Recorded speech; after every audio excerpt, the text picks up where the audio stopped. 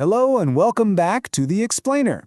Today we are diving into one of the biggest events hitting India's financial markets, the IPO of the National Securities Depository Limited, or as pretty much everyone knows it, NSDL. It's a funny thing to think about. You tap buy on your trading app and boom, the shares are in your account. But where do they actually go? They're not just floating in cyberspace.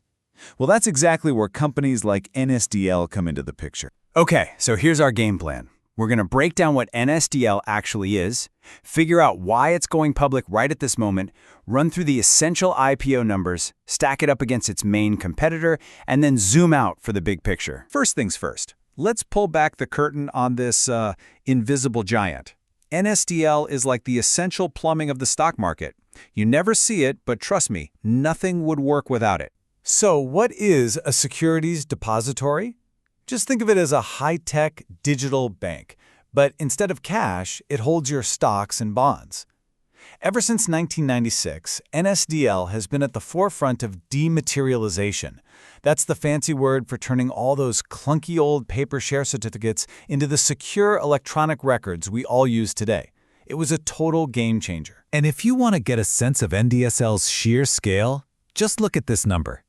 The company is responsible for assets worth close to 500 times lakh crore rupees.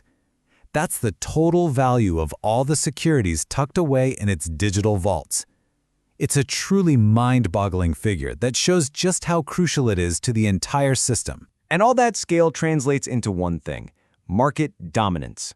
When you look at the actual value of transactions being settled, NSDL handles a massive 86 to 89% of the market. It's not just a leader, it's the leader, by a long shot. So, this begs the question, right? If NSDL is so massive and successful, why bother going public now? Well, the reason isn't about raising money for itself. It's all about a regulatory clock that's been ticking for a while. And to really get why this is happening, you have to understand that this is a 100% offer for sale, or OFS. And OFS is simple, really.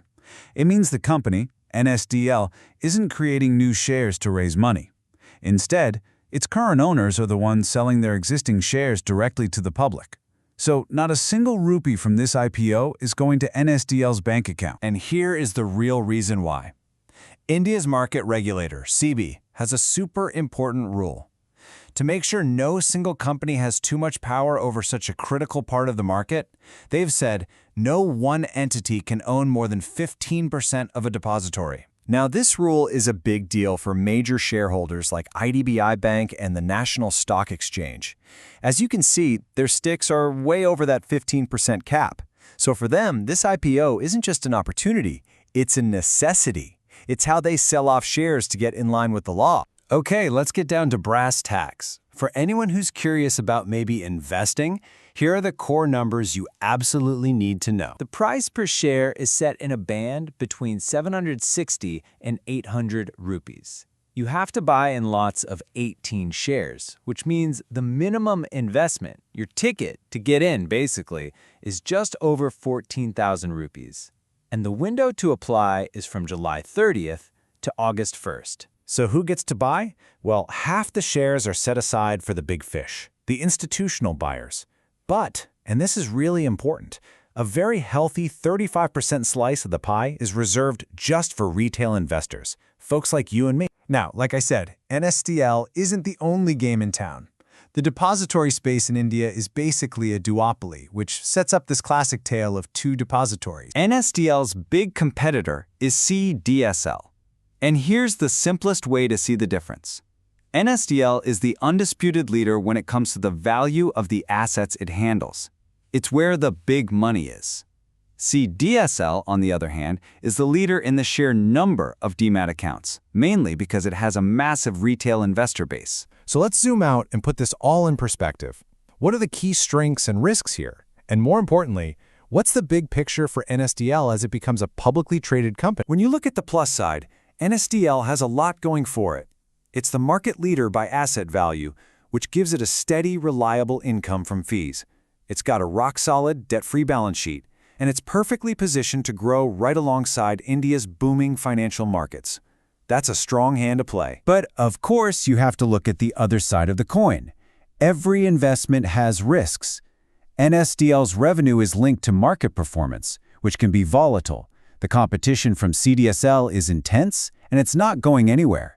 And as a huge tech player, it faces constant threats from cybersecurity and has to navigate a minefield of regulations.